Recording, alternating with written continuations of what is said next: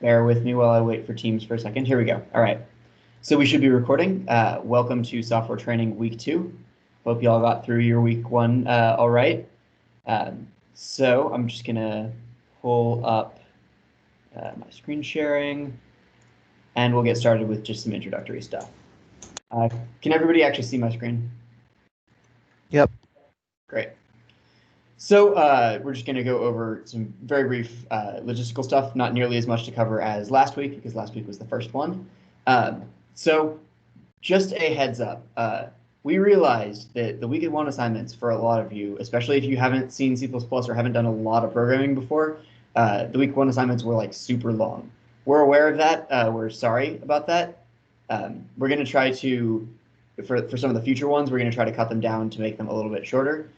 We sort of just ended up cramming more and more stuff in because, oh, it's just one more thing.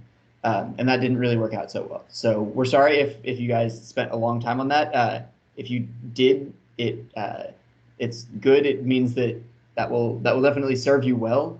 But don't feel obligated or don't feel like you're going to get kicked out of RoboJackets if you don't do them or anything like that. That's not what these are. These are for you to reinforce your understanding of the material. That said, because we are just now realizing that the week 1 assignments were very long, week 2 assignments will also be very long. If you can't finish them all, that's all right.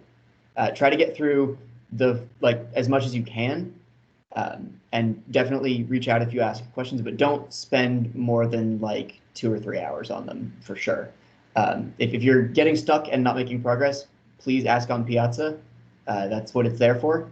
And definitely talk to your classmates or your sub-team lead or anyone who, classmates is a weird term here, teammates or sub-team lead, or anyone who is able to give you help.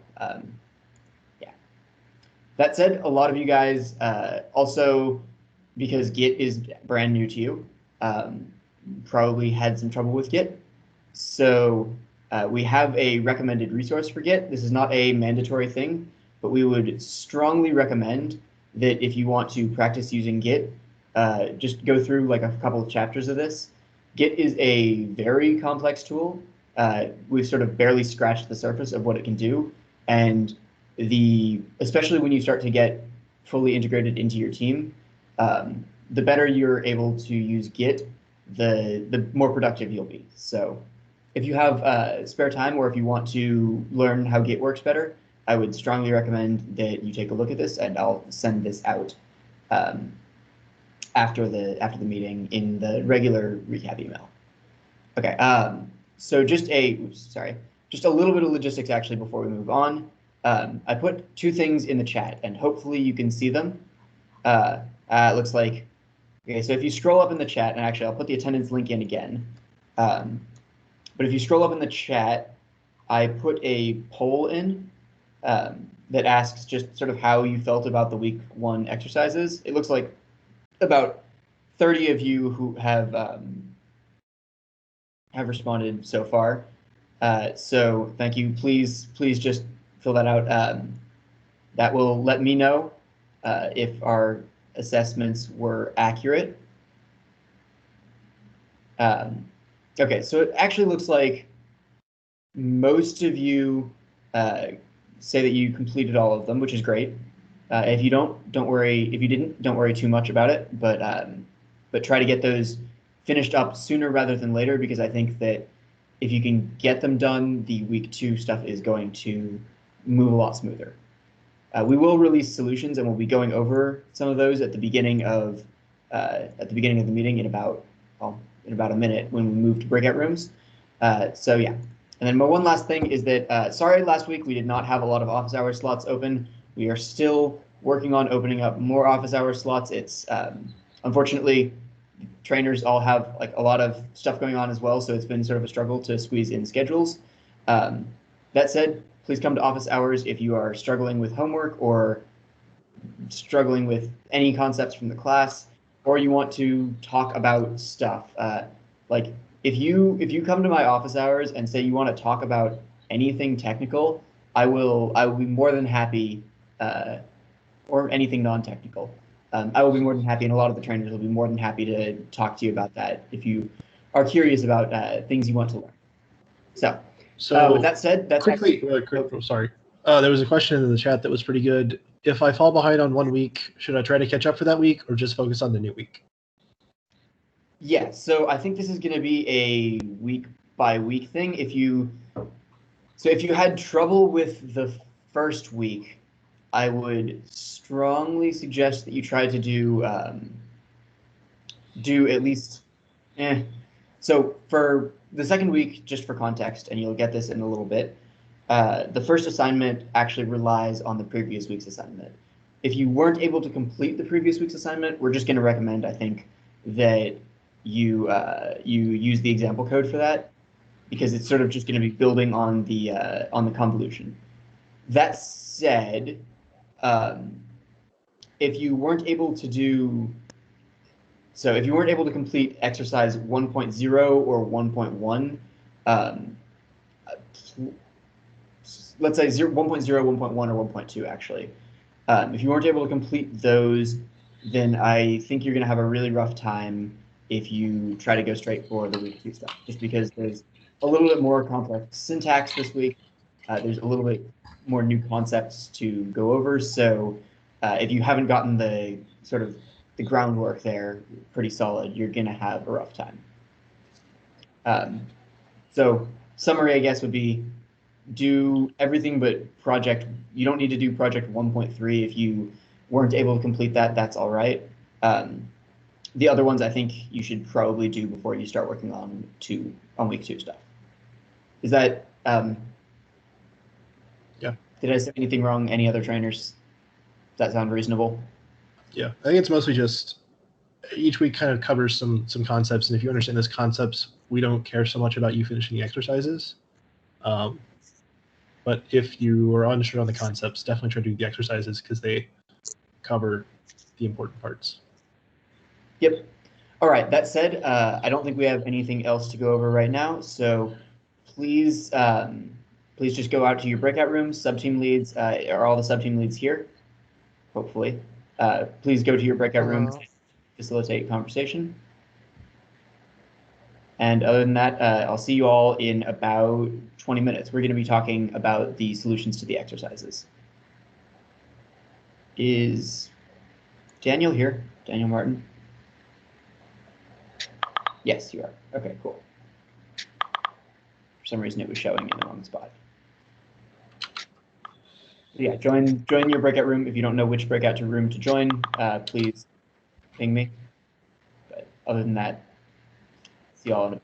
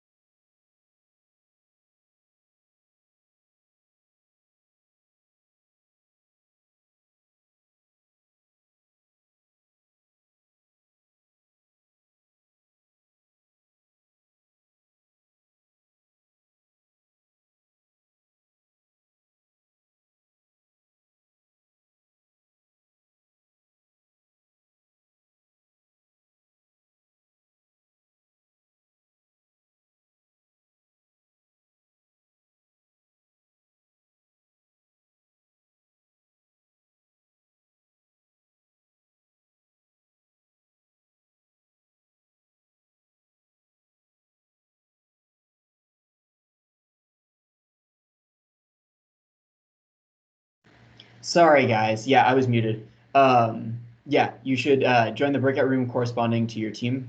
So the the breakout rooms, you'll probably have to click like see all channels or something like that in the Teams thing. But then if you're on RoboNav, you should go to the RoboNav breakout room, RoboCup breakout room, and Robo Racing goes to the Robo Racing breakout room. Yeah, thank you. Sorry, I was muted. I apologize. Is anyone still unable to find the correct breakout room?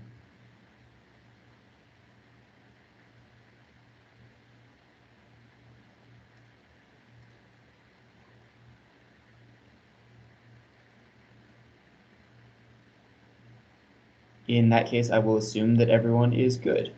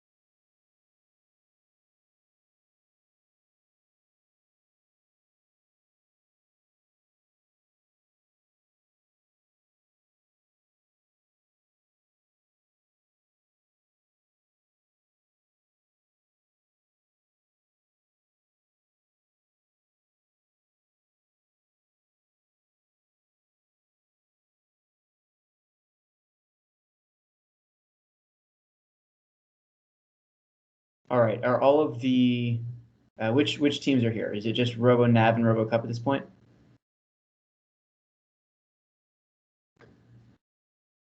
Oh no, it's everyone. Okay. I'll wait for people to filter in a little bit more. All the sub-team leads, have you told your members that they should be back here? Can I get... Yeah.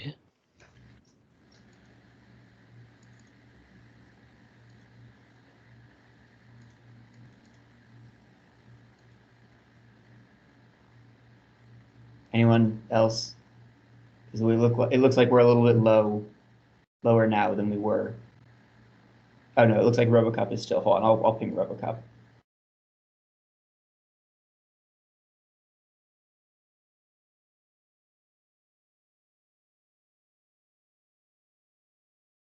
Okay, there we go. We were missing RoboCup. That's what it was.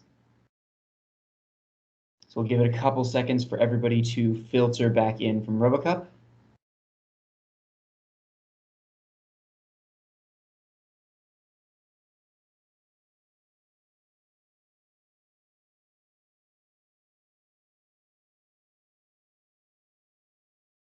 We have 40. There were like 20 RoboCup kids, I think. So there's still quite a few people on hold. We'll wait a couple more seconds. Most of the RoboCup people. Sorry, Hussein, you're quiet again. Most of the RoboCup people had left. I'm pretty sure. Okay. Great. All right. So let me share my screen.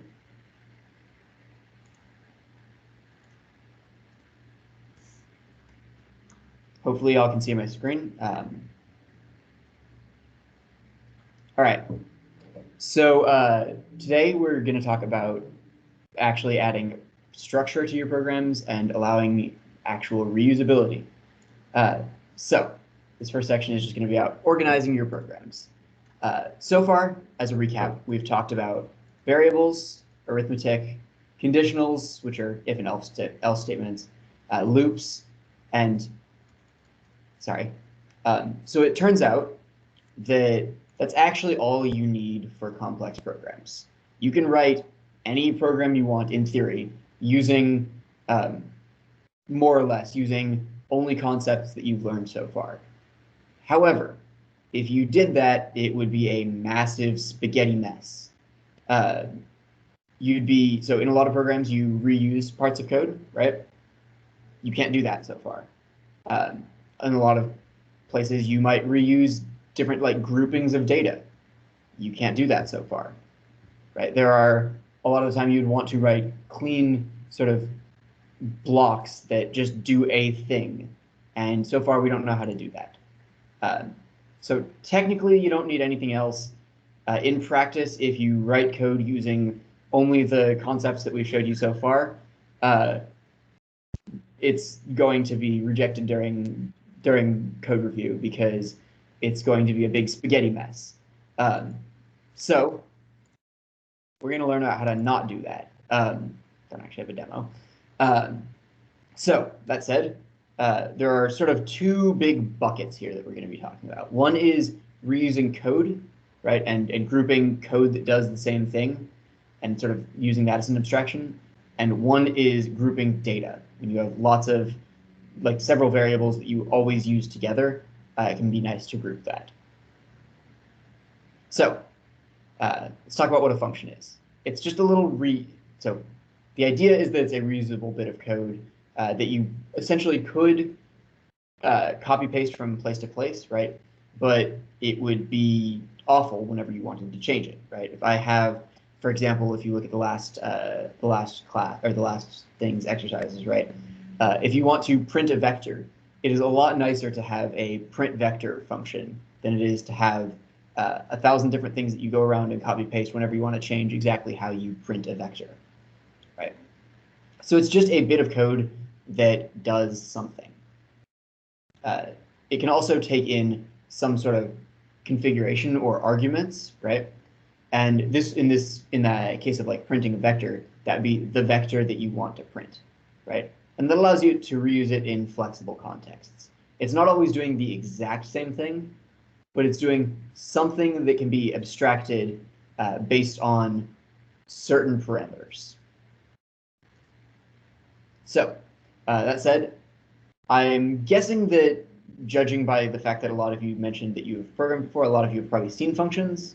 That's great. In C++, how you actually make them is something like this.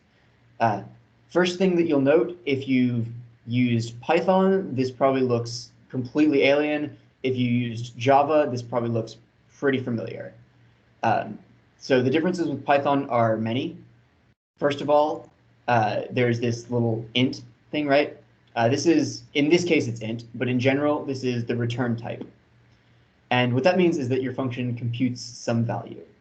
When you don't want your function to return anything, you say that your function returns void, which is just sort of a little code word for returns nothing, right? And this is an important concept because a lot of the time your function doesn't necessarily do some observable action, but it computes some outcome. For example, you might have a function that multiplies two matrices together, right? You might actually also note that this looks familiar. You've probably seen something like int main about 100 times now. Main is actually just a function that returns an integer, right? And that integer is basically the status code of your program. All that means in context is that if it's a 0, your program is successful, and if it's a 1, some internal error happened. All right. So next you'll see the name of the function, right? And this is just giving it a way to refer back to it later so that you can actually use that function. Here we've got an argument list. The difference, so this is almost identical to how Java does it. It's very different to how Python or other dynamically typed languages would do it. You have to specify the type, just like you might specify the type of variables, right? You have to specify the type of each of the values that you could pass to your program, right? And then finally, we've got the body.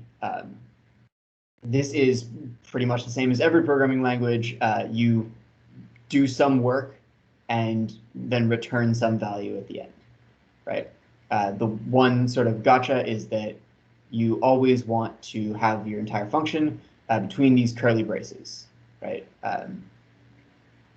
So hopefully that's not too scary or not too weird for you. One difference from Java, so I mentioned that this is very similar to how Java works. That said, one difference from Java is that in Java, all functions have to be as a part of a class, right? Everything is a class method. And if you don't know, well, you've probably looked a little bit about what classes are. But in Java, everything is classes. In C++, you've got a much more mixed paradigm where you've got a mix of object-oriented and several other different types of programs. Long story short, C++ doesn't force you to do everything in a class in the same way that Java does. All right, so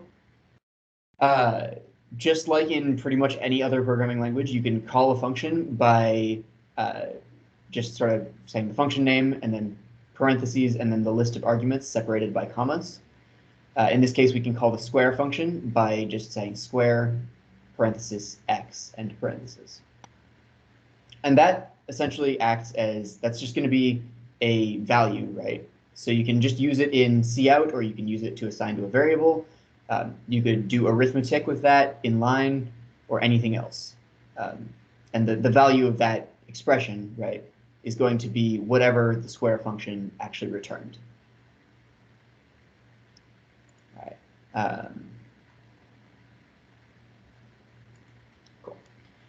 So when do you actually want to use a function?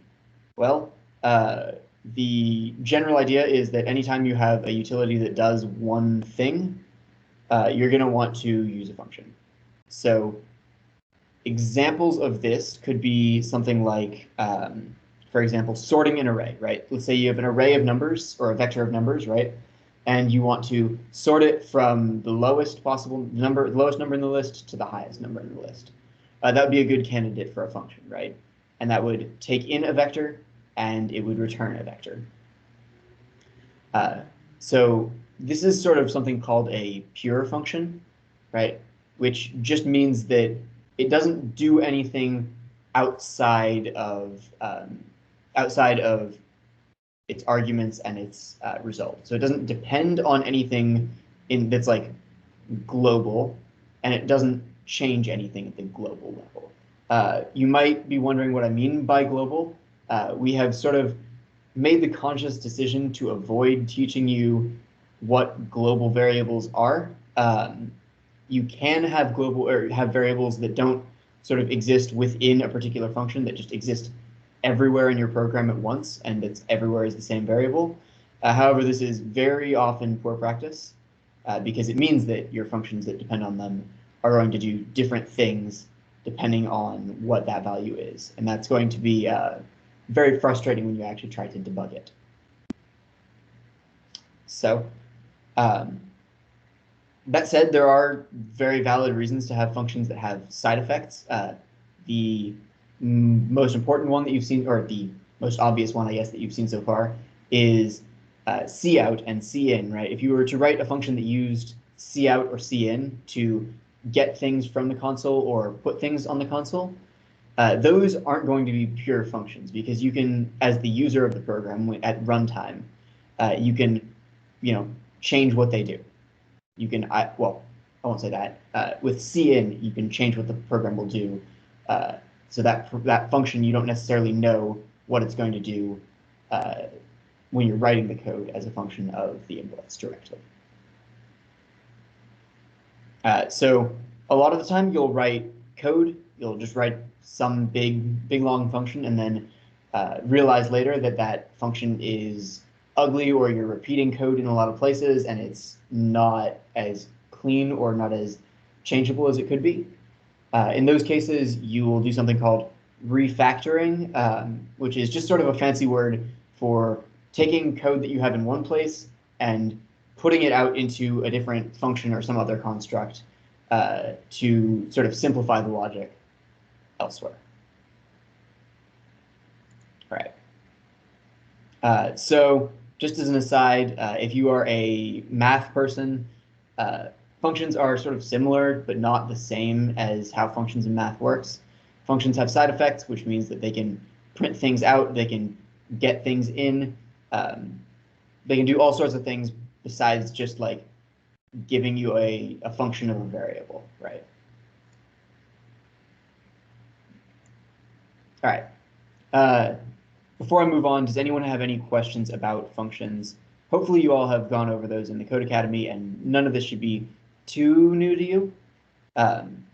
Although I know that the syntax and some of the details could be a little bit weird, especially if you've used Python before. So any questions?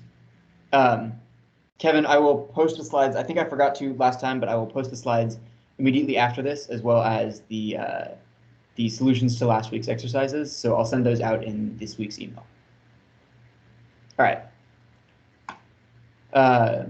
Moving on. So first of all, I didn't actually include a slide here that actually says what classes are. Hopefully you did the Code Academy though. So classes are essentially a way of grouping data and functionality together at the same time. So that means that you don't just have like some code that always sort of is called at the same time, right? That you want to go through all in one sequence. You have some actual information that you want to store together because it's thematically related, or it's related to a certain set of operations that you can do on it. So, for example, right, something that all of the teams have is some notion of robot state, right? This would be a bunch of data on robot position, velocity, orientation, or whatever other variables you could keep on how the robot is operating, right? This works really nicely as a class because you're going to use it all over the place in lots of different things. So moving sort of up a level of abstraction to something a little bit more abstract, right? You could have a trajectory. So note that robot state doesn't necessarily have a lot of things that you can Did I cut out there for a second? You Okay. did for me. I don't know. Okay, it says that I lost internet for a second. So, did you guys hear what I said about robot state? I think you started cutting out right when you started talking about it. Okay, so robot state is an example that pretty much every team has of grouping like data together, right? You're gonna want to group all of your information about position, velocity, orientation of your robot, all in the same place so that you can use those things all sort of as a unit, right? So something interesting about robot state is that it's sort of just the data. It's something that it's not necessarily, but it's often can be represented as something that we would just call plain old data is a common term for it, but it's just a bunch of variables that you group together, right? It doesn't have a robot state can't do anything, if that makes sense. Moving up a level, you might have a trajectory, right? And a trajectory is just going to be it's going to be like a planned path that the robot could take. And that would be a sequence of robot states, right? Because you want to be in this state, and then eventually you want to be in this state, and so on, right? So you can reuse the robot state, right? You can have a vector of robot states, for example, right? And that can be very useful at sort of to compose these classes together to get more abstract and more abstract versions of things.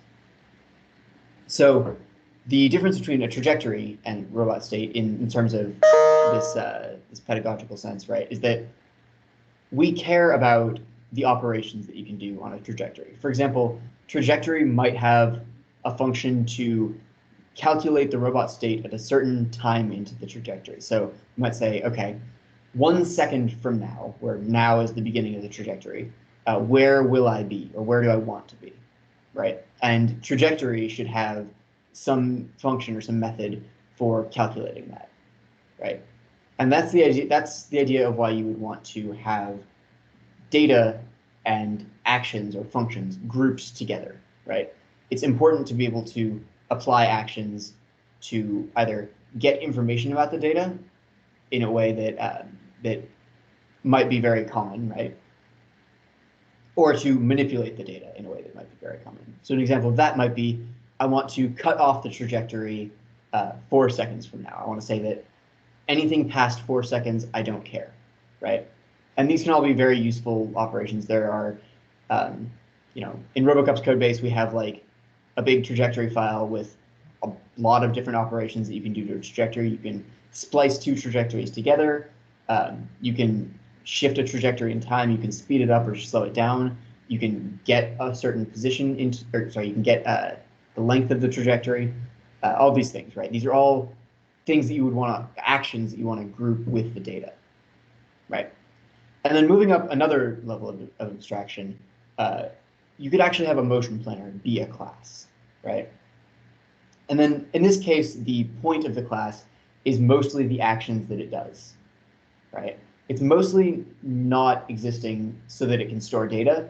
It's mostly acting to group a bunch of different actions that you can perform together. And there might be some data associated with that. For example, in a motion planner, you'll often want to store the previous trajectory, which might be useful, like the trajectory that you planned last time you ran the motion planner. You might want to store that because it might be useful information. There are lots of other examples of this. I tried to pick examples that were relevant to robotics, but I know that because we haven't really gone over motion planning, this might be a little bit confusing. If you are not at all sure what I'm saying, essentially the motion planner is just something that calculates a path, for example, that avoids obstacles that the robot should take. Does this all make sense to everyone? Hopefully, yes. I guess I can't really see, but again, raise your hand if you have questions or just ask them in the chat. All right. So there are a lot of cases where you want to use a class. Some people, there's actually a little bit of a fuzzy line between when you want to use a class or when you want to use a function, and some of that will depend on the preferences of the other people you're working with. In general, as you'll learn with a lot of code things, there's not one right way to do that. There are a bunch of different ways to do it, and everyone, if you ask 15 people, you got 15 different opinions on exactly when you should use a class or a function. That said, there are a lot of things that they're not interchangeable at all, and there are a lot of things that are very clearly either definitely a function or definitely a class. So things that are definitely a class, right, are things that are stateful or persistent operations, and that means things where you've got some sort of data that you want to keep hidden from the rest of the world, right, about the internal operations of your functionality, right, that needs to persist over multiple calls to it. It needs to last. It needs to not just be, for example, it can't just be a local variable that you create and then it disappears and you can never see it again after you call the function once. So from the motion planning perspective, I gave one comment there on when you would use it. Another example would be if you had a vision processor, you might care about the positions of all objects in the previous frame, right? Another example would be you could have a class that is responsible for summing up a bunch of numbers, and I believe that's actually one of your exercises, right? And it could, so where you feed it, I don't actually remember if that's one of your exercises or something like that, where you repeatedly feed it new numbers, right? And you want to keep track of the sum of all of the previous numbers that you've seen. All of those are important reasons to use a class. And then another one is obviously data storage. You can't do you can't group together related things really in any other way, and that's when you want to be using a class. As a brief aside, there's also something called struct in C++, struct. It is almost identical to a class. So you may see it, I believe one of the homework assignments, I think the robotics fundamentals homework assignment uses structs. And that just serves, it's basically the same as a class, although it has slightly different connotations. Usually structs are used for data storage, whereas classes are used for either data storage or to get sort of actiony things where you're performing actions through a class. Just be aware of that. If you see struct, there's not much of a difference between that and classes. The one difference, and I'll note this now, is that you might see these tags. I don't know if you guys can see my mouse, but there's this tag public here, right? And that is just listing basically, it's saying that everything below that is accessible by things outside of the class. You also have two other things, private, which I'll get into, and protected, which I won't get into. So private is just the opposite of public. It means that only class methods can use things in the class, and nothing else can use those private things, right? So this might be useful if you want to hide certain parts of the class, right? Which is useful when you want to sort of keep other people from depending on what you do internally. I think I have some. Yeah, I do have this. So, for example, in the motion planner case, I really like motion planning, so I may jump back to this as an example a lot.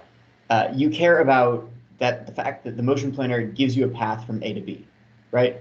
You don't care about what the internal method that it uses to do that is. You don't care if it, for example, you don't care if the motion planner has a grid of, all of the squares in the world, and each of those items are marked as either occupied or unoccupied, right? The motion planner might have that data, but from the outside perspective of, I just want to get a path based on this motion planner, you don't care about that, right? So public and private modify everything after the tag. Jumping back here, there are a sort of tricky concept with classes is that there are two separate things. There's a class and an object, right? A class is essentially, you can think of it as a blueprint. You'll have, for example, a class would be robot state, right? But you can have many, many different instances of robot state. You can have one robot state that represents your variable where you are now, right? And a different one that's, or a vector of them that's in a trajectory, right? Anything like that. So there's definitely a dichotomy here. An equivalent way to state this, the difference between the term class and object, is it's analogous to type and variable, right? And actually, in general, object and variable are identical from C++'s perspective, and similarly, type and class are pretty much identical. So you'd use class in the same place you'd use the class, right? The class name. Anywhere you might use int or float or things like that, types, and then you'd use an object just like you'd use any other variable. As an aside, again, std string is actually a class itself, as is std vector and pretty much any type that you can think of that starts with std : : all of those are classes that C++ has defined and said that you can use. So you don't actually have to rewrite those ever or touch them. Yeah. Hopefully nobody has questions. Oh, wait, hold on. So yes, public, private, and protected in C++ are the same as Java in meaning. The one difference between public and private and protected in C++ and Java is that in Java, public and private, you put them on each method. So you might have, public static void main, or, public int get x, or private void do a thing. I don't know. But in C++, you actually just specify those once. You just say public : and then everything after that until the next tag is public. And then private : and then everything after that is private. So syntactically, they're different. In meaning, they're not. So hopefully this is a useful way of thinking about it, in that everything that's private are things that anyone who's using this class doesn't need to know about, right? Anything that's public is the things that people who are using the class do need to know about. Does anybody have any questions about anything that we've gone over with classes?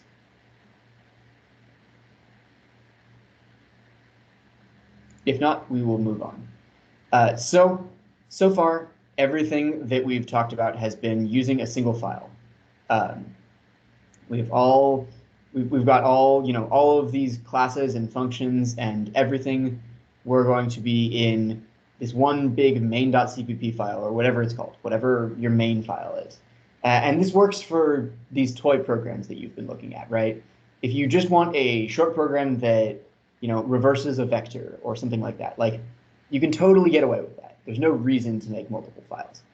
When you start having complex robot behaviors where you have many different interacting components, you start to, at least for your own sake and for your own sanity, want to split that up into separate files, right? A rule of thumb is that your files should all be, each file should be very, very strongly linked. So you shouldn't have things in one file that do completely different things. So, and another rule of thumb is that a lot of the time you'll have, or maybe not a rule of thumb, but a pattern that you'll see a lot, is that you'll have, if you have a class called, I don't know, random number generator, you'll have a file called random number generator.h and a corresponding file for what that is, and we'll talk about what that .h that I just mentioned is.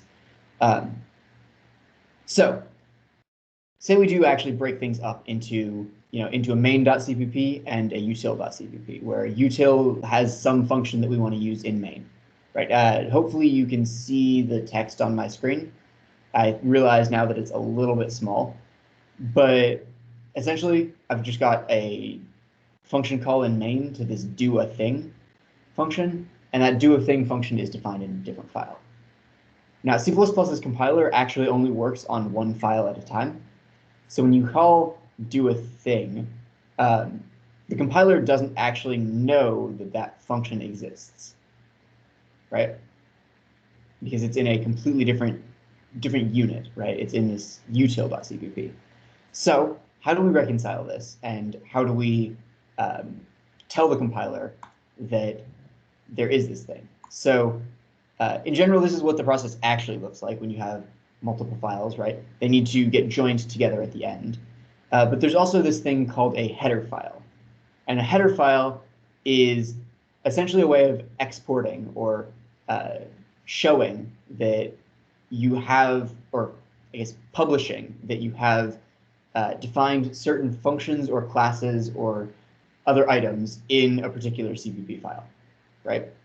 And it's just it's called a .h file or a .hpp file or a header file. Those are all sort of equivalent terms. But whenever you hear that, that's what it means. And what it looks like is, well, we'll talk about that in a second. So in general, right, things are compiled separately. They're not combined until the end. And you need to tell different files that tell file A, essentially, that something in file B actually exists, so that the compiler doesn't say, you tried to use a function that doesn't exist, this is wrong. So there's this word here that I've bolded called declare, right? And what header files do is that they declare that certain items, or that means functions or classes, exist, right? And they act as a sort of skeleton for what the CPP file should have. This declaration word sort of runs parallel to something that you see in the C++ files, which is called definitions. So declaration is header file, definition is C++ file. The idea is that the declaration in the header tells you what there is. So you might have a function called square. It takes in an integer and it returns another integer, right? And then your implementation or your definition of that goes in the .cpp file, and it explains how you do that. You return the value of x times x, for example, for square. So I've got an example of how you would actually do this with multiple classes or multiple files, right? So I've got this number processor.cpp that is the world's most useless class. Well, sorry, it contains the world's most useless class, as well as a very simple function.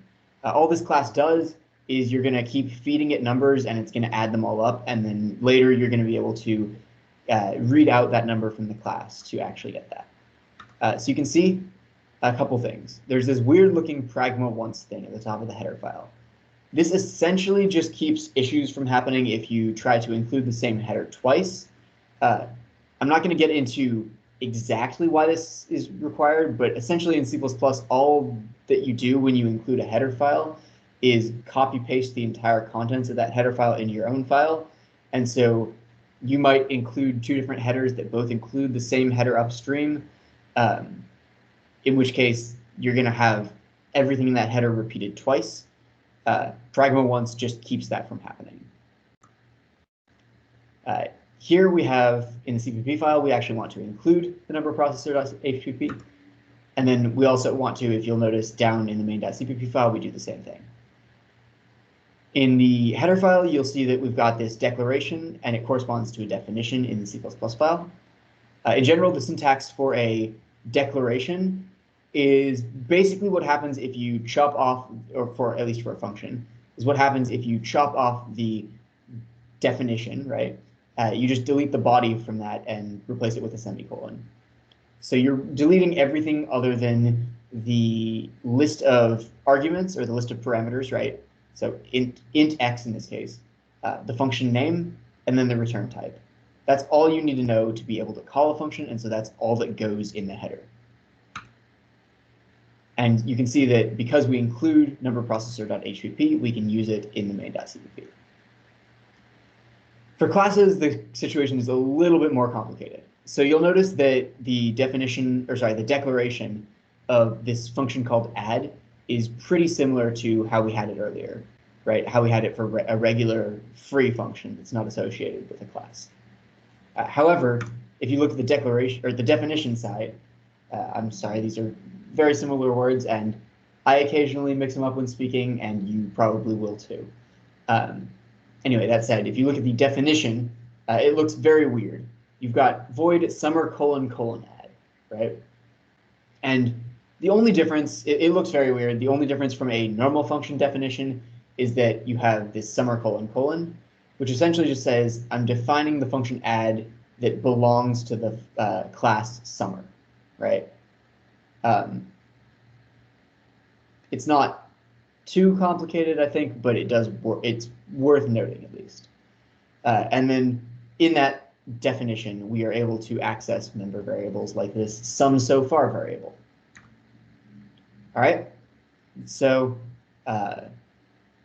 here I'm just using the class. You can do that because you included it, and you can also use variables from the class.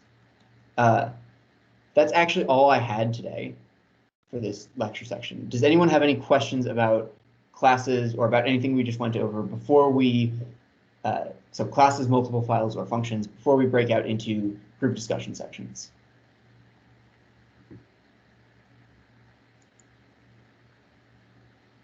If not, you guys real quick. Sorry. If you guys did not see, so I saw in the breakout room I was in, some people had not seen Project 1.4, which was training a neural network. Let me just link that.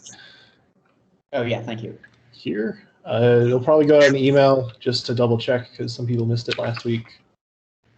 This is the exercise. If you guys want to, it's just you essentially run on in your browser training a neural network to detect some digits. It's a fun project. It shouldn't take more than half an hour max. Yeah, and we're not requiring that you like turn that. There's no place for you to turn that in even. So I wouldn't worry about that. Just it's a fun project and it teaches you a little bit about machine learning. So it's definitely recommended from the perspective of learning new skills. Yeah, anyway, we'll do the breakout rooms for pretty much until you guys are done going over the things that I've asked your subteam leads to go over. After that, there's actually not going to be anything after that, I think. I think all we're going to do, yeah, I think your subteam leads are going to explain to you the assignments for the next week. So you shouldn't have to come back to this room. Guys, trainers, am I forgetting anything? Is there any reason that they would have to come back to this room after? I don't think. Yeah, I don't think so, unless you have any Nope. announcements. If I come up with anything, I'll let you guys know, but I don't think we have anything. So head off to breakout rooms, and then when your subteam lead dismisses you, you're free to go. All right. See y'all.